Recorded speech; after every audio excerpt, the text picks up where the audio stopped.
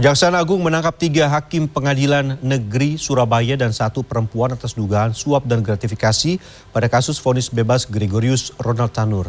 Anak mantan anggota DPR ini sebelumnya terjerat kasus dugaan penganiayaan yang menyebabkan kematian sang pacar, Dini Sera Afrianti.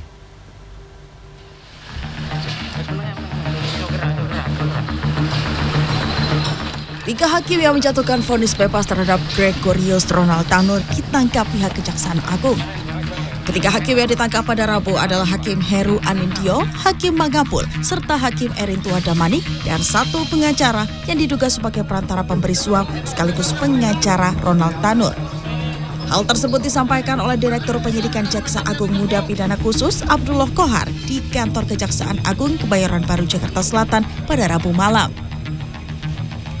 Abdullah mengatakan setelah melakukan pengusutan terkait pelanggaran etik para hakim terkait vonis bebas tersebut dan berdasarkan bukti yang cukup, penyidik Jaksa Agung Tindak Pidana Khusus menetapkan 3 hakim dan 1 orang pengacara sebagai tersangka. Selain itu, penyidik Jampitsus Kejagung juga melakukan penggeledahan di apartemen dan kediaman ketiga hakim di Surabaya, sedangkan penggeledahan lain dilakukan di Bilangan Menteng, Jakarta Pusat, tempat pengacara Ronald Tanur tinggal.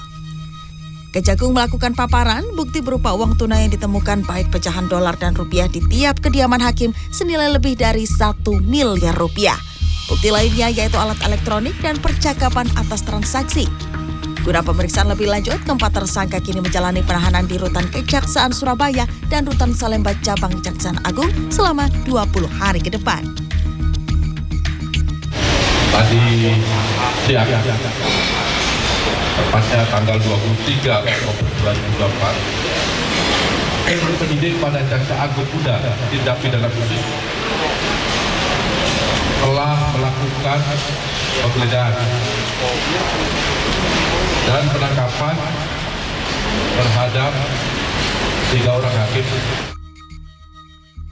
Putusan bebasnya Ronald Tanur yang dilakukan Hakim Pengadilan Negeri Surabaya menyita perhatian publik. Dalam putusannya, hakim menilai kematian Dini Sera Afrianti disebabkan penyakit lain, bukan akibat luka karena penganiayaan oleh Ronald Tanur. Hakim juga menilai Ronald Tanur dianggap masih berupaya melakukan pertolongan terhadap korban dengan membawanya ke rumah sakit. Dikutip dari laman cnnindonesia.com, Mahkamah Agung telah membatalkan putusan bebas terdakwa Gregorius Ronald Tanur di PN Surabaya. Lewat kasasi, MA menghukum Ronald Tanur dengan pidana penjara selama 5 tahun. Tim Liputan CNN Indonesia.